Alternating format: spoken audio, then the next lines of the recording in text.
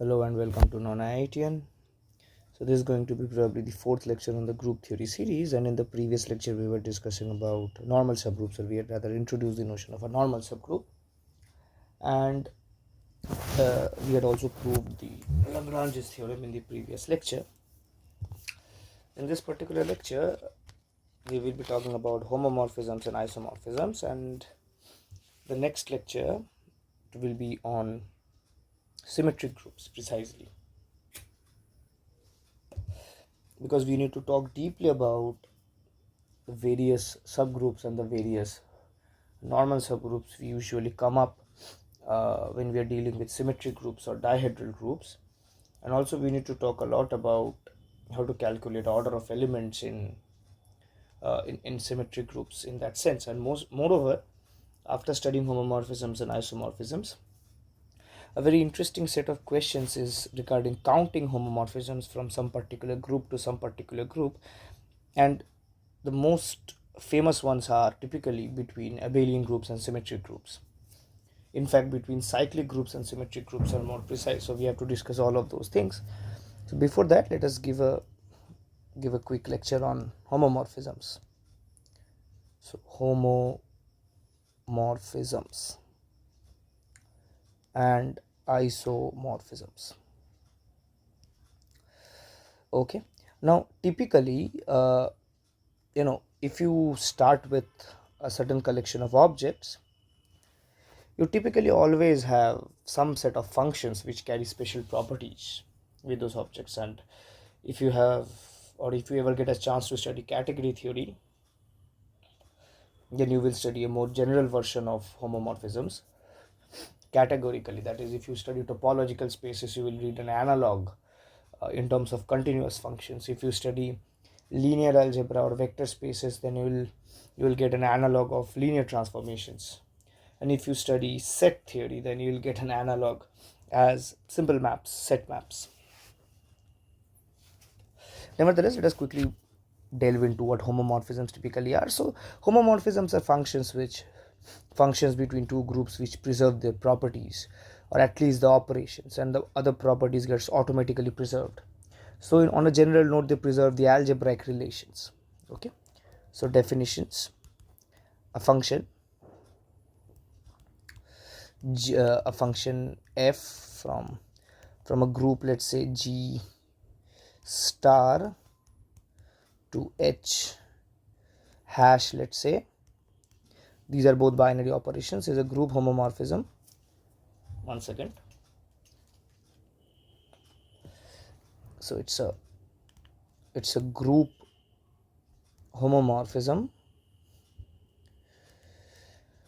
if for every G1 G2 in G, the function f evaluated at G1 star G2 is the same as the function evaluated at G1 operated with the function evaluated at G2. And hence, on a more conventional note, we will usually write it as, so we know that we conventionally take groups to be multiplicative. So on a conventional note, we will be just dealing with f of G1 G2 is equal to f of G1 G2. That is, the groups are being again conventionally held to be multiplicative in nature. Now, some very interesting examples of homomorphisms would be, let's say, so suppose I have a function f from G to G such that f of G is 0. So it's 0 everywhere. So it's a trivial homomorphism, right? So it's called the trivial homomorphism. The trivial homomorphism. Then the identity map from G to G such that f takes every element to themselves. So it's called the identity homomorphism. It's called the identity homomorphism. The next set of homomorphism, say, let G be a group. Let G be a group and fix some element G in G. Then we define the map lambda G from G to G by lambda G takes an element X and multiplies it with G as Gx. Okay, so it's called the left multiplication by the element G. Is it a homomorphism? Let's give a quick check. First of all, it's well defined clearly. Secondly, what is lambda G1 of x1? No, I don't think it will be a homomorphism. I'm sorry. Let us take the conjugacy map. Yeah, it would have been a homomorphism if the underlying group was additive, right? Let us take this. So then what is lambda G of x1 x2? So this would be G of x1 x2 G inverse, but I can write it as G of x1, so I can take here say G inverse G x2 G inverse. So I just took the identity present in between x1 and x2 as G inverse G, but then I can separate it out using associativity like this. And so this would become lambda G of x1 times lambda G of x2, and hence it's a well-defined homomorphism. So this is called the conjugacy homomorphism, and if you study group actions, then you'll see that this comes up as a group action itself. Okay. Number 4.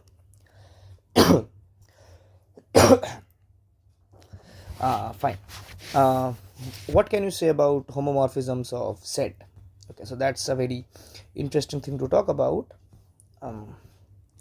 So consider Z and let f from Z to Z be a group homomorphism. A group homomorphism. Okay. Okay, so first let us discuss some important properties of group homomorphisms, and then we'll come up here. So these are called the fundamental properties. So the fundamental properties of group homomorphisms, and then we will discuss the important groups and the properties there. Okay, so the first important property is that, so let us give a slight setup. So let phi be from G to H be a group homomorphism. So from now onwards I won't be mentioning it's a group homomorphism, because from the context it's clear that we are discussing about a homomorphism which is on groups. So then we have the following. Number 1, phi takes the identity of G to the identity of H. Number 2, phi takes an inverse to the inverse of the image. Number 3, phi of x to the power n is same as phi of x whole to the power n, obviously under multiplicative notion. And furthermore, phi of x is equal to phi of y if and only if xy inverse is in the kernel of phi, which is if and only if this representative is same as this representative in terms of the kernel.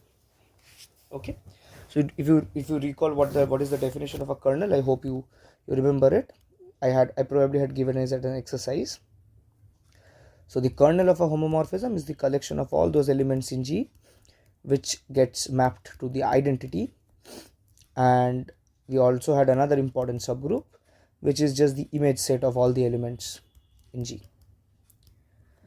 So I had asked to prove that this is a subgroup of the domain group, and this is a subgroup of the codomain group. In fact, I had also given one further important property to prove this, that a homomorphism, so I'm just recalling it. So homomorphism phi is 1 1, that is injective if and only if the kernel is a trivial, so it's just 1. We'll come to it a bit later. We'll prove it on the context of these fundamental properties. So proof number 1. So this is something which you can immediately observe quite clearly from the following thing, that phi of 1g can be written as phi of 1g times 1g, which is phi of the identity of G times the identity of G, and then you can just apply the cancellation. So phi of 1g is equal to 1h by cancellation. And this proves the second immediately, because we know that phi of x inverse x is equal to 1, 1 in the context of obviously, so this should be phi of 1, which is 1 again. So I'm just removing the the mentioning that the identities of which group, but then that implies phi of x inverse times phi of x is equal to 1. Then by the definition of inverse, it's quite clear that phi of x inverse is exactly phi of x whole inverse. The next property is again quite immediately observable. So this is an exercise, a very simple exercise, just proof. So it's just a proof using induction. So it's a very simple exercise. And the fourth is quite easy to observe. Observe that phi of x is equal to phi of y if and only if phi of x times phi of y inverse is equal to identity. But that implies phi of xy inverse is equal to identity by the properties of homomorphism, obviously. But if the image of xy inverse is identity, then that by definition it means that xy inverse is in the kernel. So these are all if and only if statements. And by the definition of normal subgroups, not normal subgroup, I'm extremely sorry, by the definition of cosets, it's clear that x times kernel of phi is equal to y times kernel of phi. In fact, one can prove that kernel of phi is actually a normal subgroup of the, so this is a lemma of the codomain group, and let us quickly prove this. So proof. So what do I need to show? I need to show that for all g in G, G kernel of phi, G inverse is contained in kernel of phi, because the other way inclusion is quite obvious, right? It's general for every subgroup, and it's quite true. The reason is, now if x belongs to kernel of phi, then that implies phi of g x G inverse is equal to phi of g times phi of x times phi of G inverse by properties of homomorphism. But phi of x is 1, so it's just phi of g times 1 times phi of g whole inverse. But then this is just phi of G inverse, which is phi of 1, which is 1, which implies that g x G inverse is contained in kernel of phi for all x in kernel of phi, which immediately implies that G kernel of phi G inverse is contained in kernel of phi, and we're done. So it's a normal subgroup, right? Fine. Okay, yeah. Something more which you can actually try and prove as an exercise again. So I'm just giving a lot of exercise so that you guys are pretty acquainted with the way abstract algebra works, right? Because as the name suggests, it's quite abstract, so it's very difficult to visualize. So you need to have, you need to be pretty comfortable with the way this particular type of mathematics typically works out. So you can try and prove that if G is a cyclic group, so I will give you two particular exercises. If G is a cyclic group, then phi of G is also cyclic. That is the image under a homomorphism if phi is a homomorphism.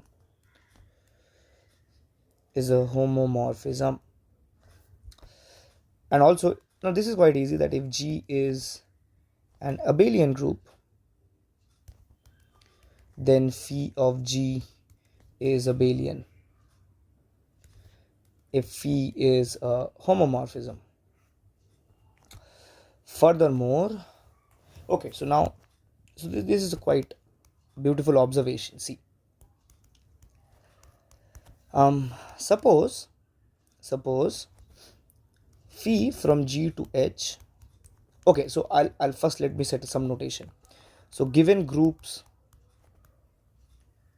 G and H, we define hom GH as the collection of homomorphisms from G to H, such that phi is a homomorphism. Okay, this sort of helps us with not writing out every time that we have a homomorphism. Okay, so now let phi be some homomorphism between G and H. Suppose G is an element in capital G such that the order of G is n. So what does this imply? This implies that G to the power n is equal to 1.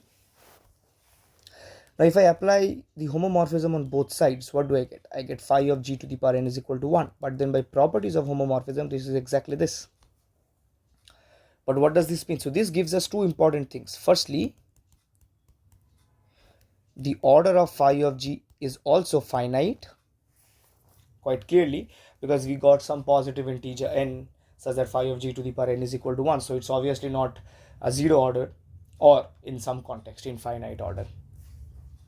But I get something more, that the order of phi of g necessarily divides the order of g, because it necessarily divides n, which is exactly equal to the order of g. So this also comes out as a very important lemma, but I preferred giving this as an observation.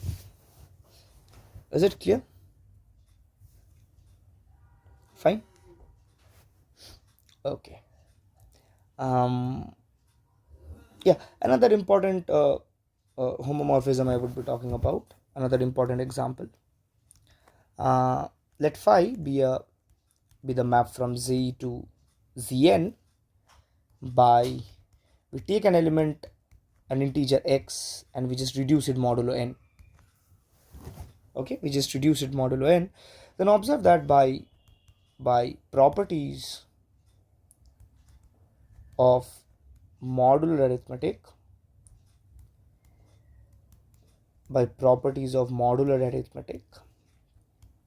phi is a homomorphism, because we know that if a plus b mod n is the same as a mod n plus b mod n, that's quite elementary modular arithmetical properties.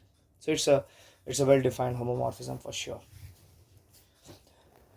Okay, so yeah, now what is an isomorphism? So definition: phi being a homomorphism between g and h is an isomorphism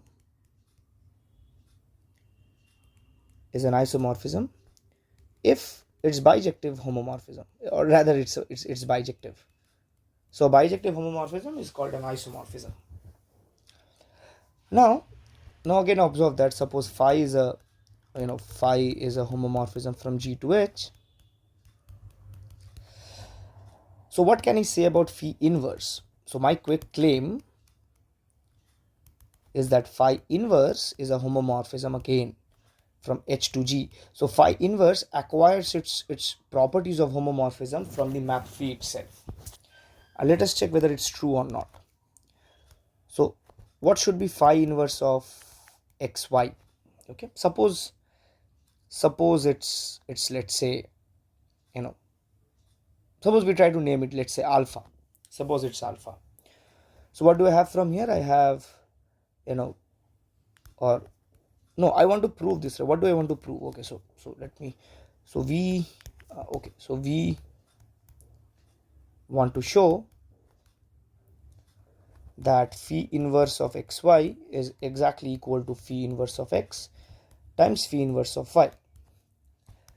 So we can do this in the following sense, that now suppose, since phi is a bijection, so we know that now given x in g, x in h, y in g, y in h, there exists a and b in g such that phi of a is equal to x and phi of b is equal to y by properties of surjective maps. So this implies that phi of ab is exactly equal to xy. Then by applying the inverse, I have ab is equal to phi inverse of xy. But what is a by definition? So a is nothing but phi inverse of x and b is nothing but phi inverse of y. So we have achieved what we wanted to. So therefore, if you have a bijective homomorphism, the inverse is automatically a homomorphism as well, right? That's quite an interesting property, because what it says is that if you have an isomorphism between two groups, then the algebraic relations are preserved identically in both the groups. That is, as I was saying in the previous lecture, in the context of isomorphism, that both the groups are structurally the same, just there is a relabeling of the elements within it. Everything else is exactly the same. That is, if one of the groups is cyclic, then the isomorphic group is also cyclic. If one of the group is abelian, then the isomorphic group is also abelian. Okay. Now I would like to prove this very important property. So again, let me just consider this in the following sense. So let phi from G to H be an isomorphism. No, let it be just a homomorphism. So phi is a homomorphism from G to H. Now let me do one thing. Suppose let me take a map. Let's say lambda from G mod kernel of phi, which makes sense because kernel of phi we have proved it to be a normal subgroup of the domain, to the image of phi. Okay, by, so lambda takes an element G kernel of phi and it maps it to just phi of G. Okay, so we devised up this map. Fine.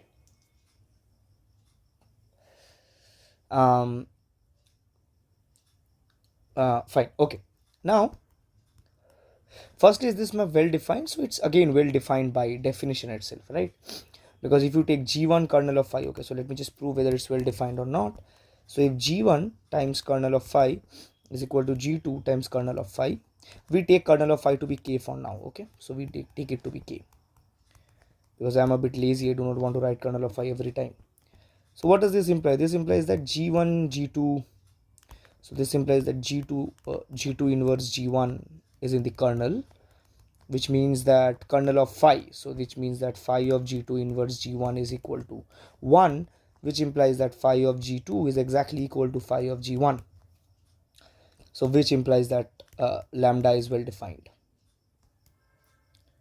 Okay, and observe that if you just reverse these steps, phi also comes out to be injective, so phi is injective. Clearly by definition phi is surjective. Clearly by definition phi is surjective. Moreover, you can observe, not phi, I'm extremely sorry, I wanted to say lambda is injective, so here lambda is surjective. Moreover, observe that lambda of G1k G2k is exactly lambda of G1 G2k, which is nothing but phi of G1 G2, which is nothing but phi of G1 times phi of G2, because phi is a homomorphism, which is exactly equal to lambda G1 times lambda G2. Sorry, lambda G1k times lambda G2k. I do not know why I'm making such silly mistakes in this lecture, but nevertheless, fine. Therefore, what we have proved is, as lambda is an isomorphism,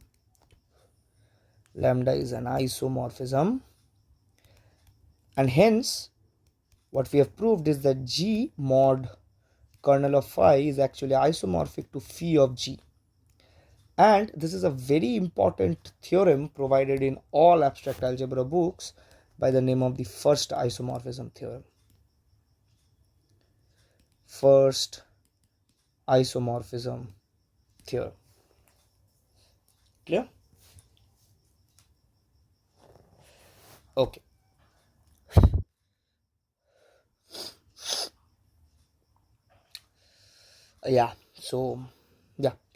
So the main motivation behind the first isomorphism theorem would be in the following sense.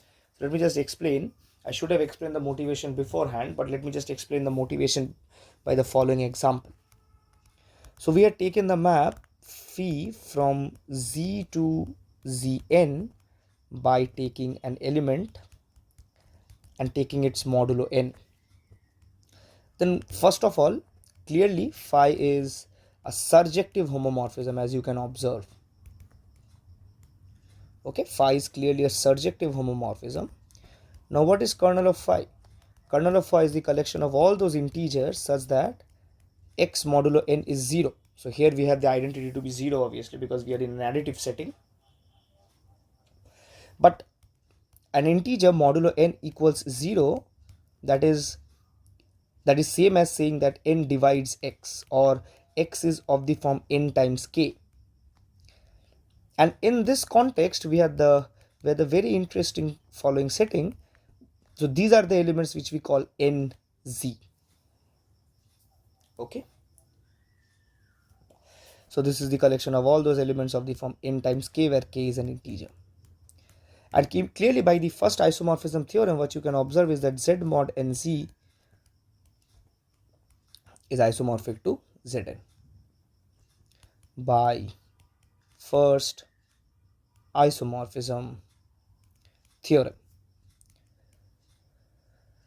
Now in this context, I actually I should discuss this in this context immediately. So there's a very important proposition I should rightly mention at this point, that is, the only subgroups of Z are of the form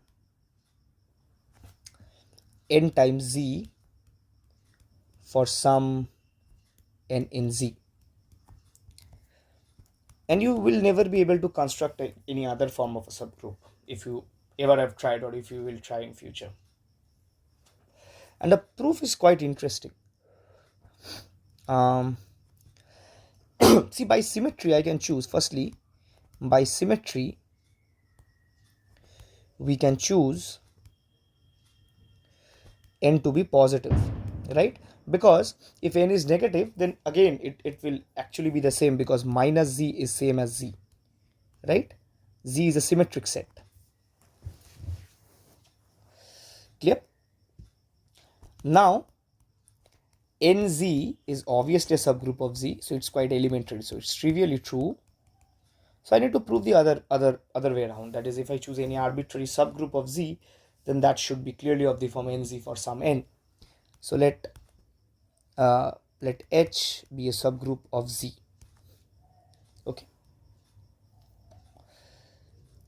Now what we do is that now let n be an integer in H, be the minimal positive integer present.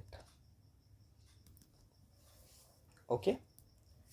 Now see, that should be obviously be present. And you might ask me why.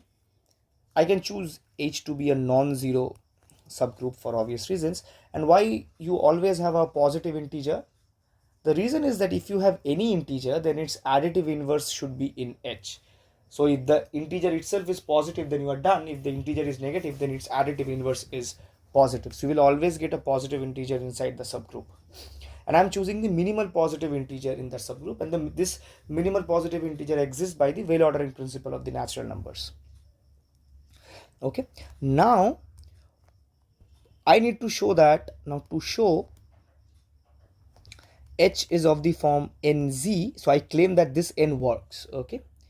What do I need to show? I need to show that every element of H is divisible by n, which is equivalent to showing that every element in H is divisible by n. And see, in most contexts, whenever you reach the concept of divisibility inside integers, the only thing which works out is the Euclid's division algorithm.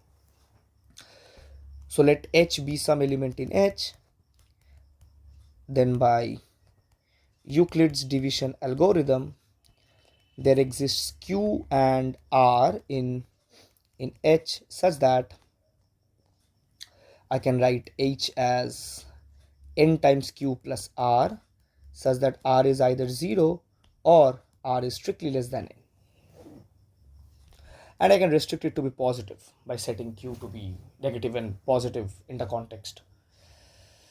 Okay. Yeah, fine. Now observe that. Now see. What do I need to claim? I need to claim that R is equal to 0, right? So, how am I able to achieve this particular fact that R is equal to 0? So I need to contradict by some point that this is not possible. R cannot be a non-zero thing. Okay, fine. So the typical way to claim this up is that so this implies H minus NQ is equal to R, but H is in capital H, N times Q is in capital H. So what does that imply? That implies that this should be in capital H, isn't it? Shouldn't this be the case?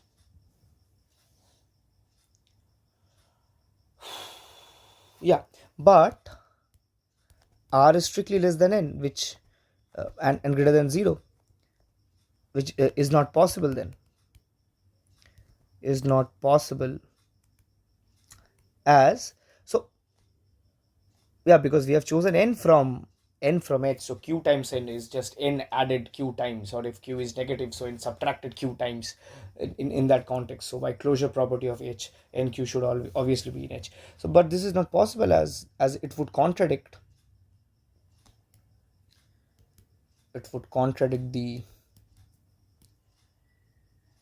the minimality of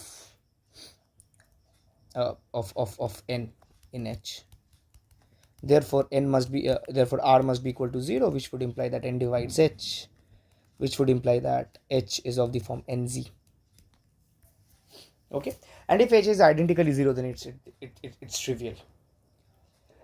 Now the immediate next question which you can obviously ask, that is this N unique? Now that's quite easily observable, that if NZ is equal to MZ, what does that imply? That implies that N is in MZ, which implies that M divides N, and also M is in NZ, which implies that N divides M. But in that context, N must be exactly equal to M, right? So therefore this N is unique. Fine. So that was quite an interesting context. Yeah. Yeah. One second. Fine. So what are the things which we have done? Let me just play it once. So we have proved these. Yeah.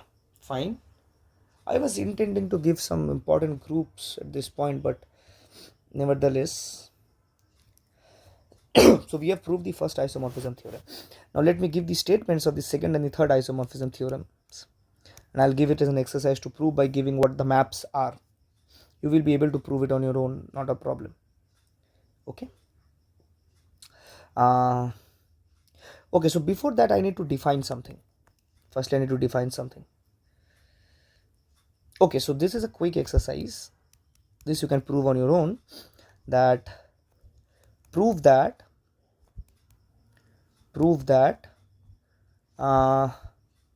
if N is a normal subgroup of K and K is a normal subgroup of G, then K quotient N is a normal subgroup of G quotient N.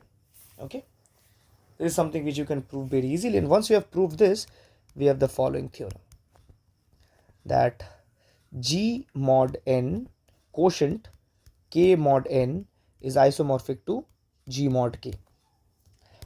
And the proof is quite easy. Proof, we just take a map from G mod N to G mod K by phi of Gn is taken to Gk. Now is this map well defined? So suppose if G1n is equal to G2n, so this implies that G2 inverse G1 is inside N, but N was inside K, so N is a normal subgroup of K, so it's inside K, so that implies G2 inverse G1 is inside K, which would imply that G2K is actually equal to G1K, so the map is well defined. Okay, and it's a homomorphism, clearly observable that it's a homomorphism. What is the kernel of phi? Is the map surjective? It's immediately surjective, so it's surjective by definition, right? And what is kernel of phi? So kernel of phi is all the elements xn such that xk is k. So the identity, obviously the identity in the quotient group is the whole quotiented subgroup itself, right? Fine. Yeah, so this is something which you can check trivially, that identity in G mod K is just k as an element, k in the sense that 1 times k. Okay, but this means that x in n such that x is contained in K. Okay, so what does this mean? So these are, so I'm taking the all the cosets of n within K, as you can observe. So it's just K mod n, right, by definition of a quotient group, and therefore by first isomorphism theorem, what do I have? I have G mod n modulo K mod n is isomorphic to G mod K. Clear? Okay, fine. Yeah, so the next important definition in this context is the following, that is, let's say, okay, so suppose H and K are subgroups of G, then HK is the collection of elements of the form HK, where H is in K, H is in H and K is in K. Okay, now my question is HK a subgroup of G? Okay, is HK a subgroup of G? But now something which you can observe is that there is actually a fine problem here, and the problem is the following, that is, if you take two elements HK, suppose H1 K1 and H2 K2, then by whatever you do, you will get elements of this form, and I need to convert it to an element of the form H1 with some H3, some K3 and K2, so that I can apply the closure property, or I can establish the closure property. But for that, what do I need? I need that K1 H2 is of the form H3 K, H3 K3 in some sense. Okay, so in other words, I need commutativity of H and K, that is, I need HK to be equal to KH, and not them commuting as elements. I need them to commute as product of sets in some sense. Okay, so I need this thing to hold, and observe that this holds now clearly. Now HK is equal to KH if and only if that K is in the normalizer. So K is in the normalizer of H, which I had given as an exercise to prove that it's a subgroup and things, or H is in the normalizer of K. If even one of them holds, then this holds automatically. And so here is a very important definition again, that is, we say a subgroup K normalizes another subgroup H if it is contained in the normalizer of H. So what we claim from here is that therefore HK is a subgroup of G if and only if H normalizes K, or K normalizes H. Okay, is it clear? Fine. And the next is a very important lemma, that suppose G is a finite group,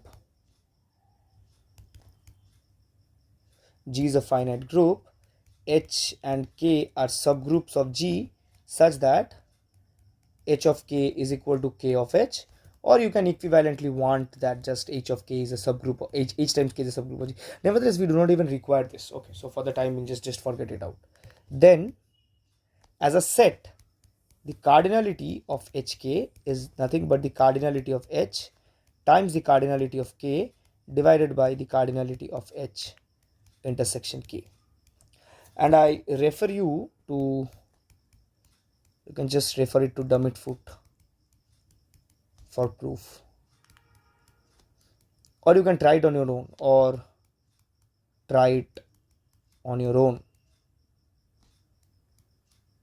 okay, because this is in fact, the proof is quite technical. You need to choose representatives from H and K, and then you will just need to omit out the representatives which appear as common, and exactly those elements are the elements which appear in the intersection. So you are just counting them twice. That's exactly the thing which is happening here in this particular context. Okay, now this brings us to what we call the second isomorphism theorem. Okay, so again a theorem, and this theorem is a collection of two particular statements. So let G be a group, H be just a subgroup of G, and N be a normal subgroup of G. Then obviously firstly observe that if once N is a normal subgroup of G, then N automatically normalizes H. Okay, not I wouldn't say N normalizes H. In fact, H normalizes N in some sense, because what do you mean by N being a normal subgroup?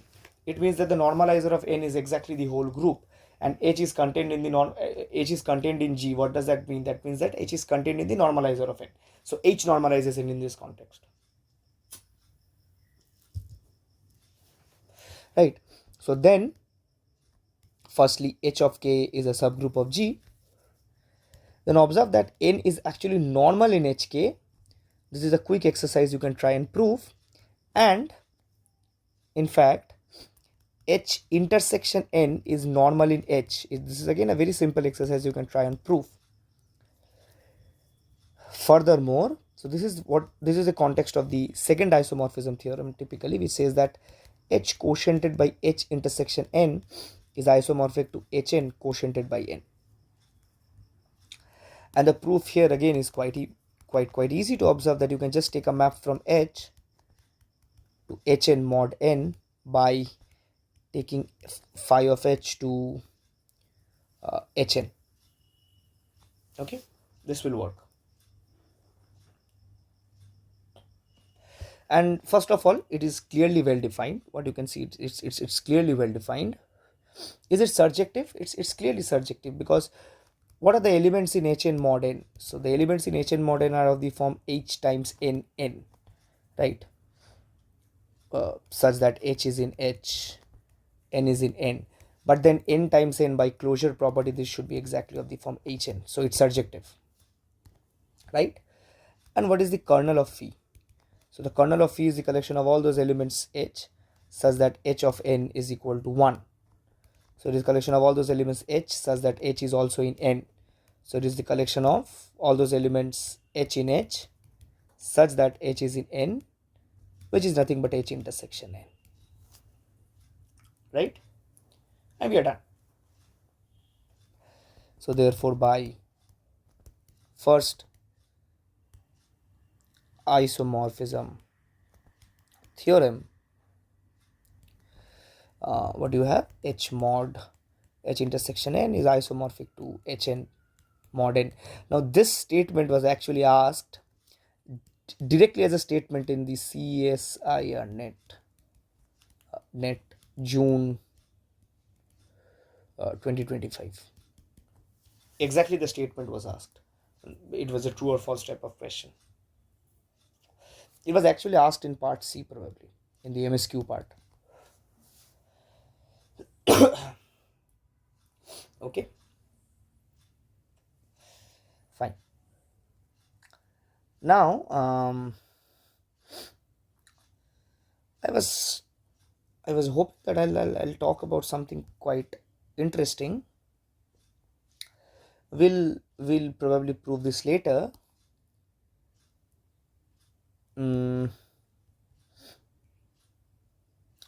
Okay, fine. I'm not gonna talk about further here, but I'm just giving a theorem, which this will be proved in the next lecture, which is called the correspondence theorem. And the correspondence theorem says the following, that is the subgroups. So there is a 1-1 correspondence between the subgroups of G which contains N.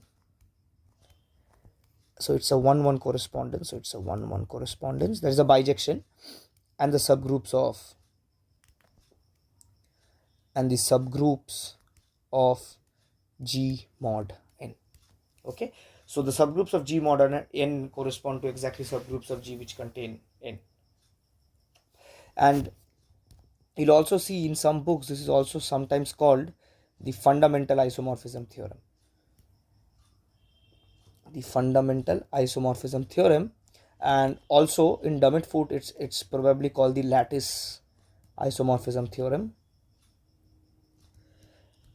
So you can refer there as for a proof, and also you can see another name for it, the fourth isomorphism theorem, which is the most bogus name to name such an important theorem, the fourth isomorphism theorem. Okay, fine. Now so I was thinking of the next lecture being on symmetric groups, but now what I think is that the next lecture would be on some special groups which are acquiring quite a good bit of attention nowadays. So we will talk about some special groups in the context of, firstly we will talk about homomorphisms on Z, Q, R, C, homomorphisms and isomorphisms. And then we'll be talking about what more can we talk about? We'll talk about C star, the group of units of C, and then we will be also talking about QZ, Q mod Z, this particular group. It's a very special group. Okay, do I need to talk about more something? Okay, so let me just end this lecture with the following thing, definition. So an automorphism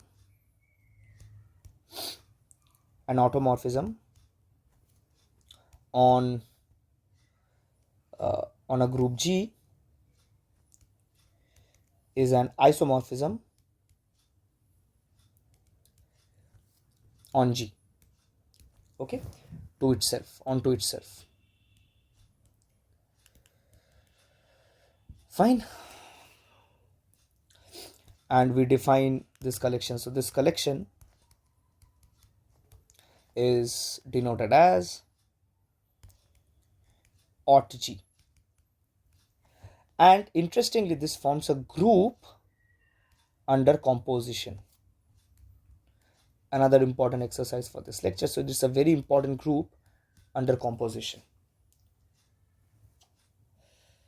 Okay. Now, so previously recall that we had defined this particular homomorphism from G to G by lambda G of X is Gx G inverse. Can you try and prove that this is an automorphism? See, we had already proved that this is a homomorphism. The only thing which you need to prove that this is in fact an isomorphism. But see, injectivity is quite immediate, and you can observe that lambda G of G inverse xg is exactly x. So it's surjective map also, right? So it's actually an automorphism, and these automorphisms are what we call inner automorphisms.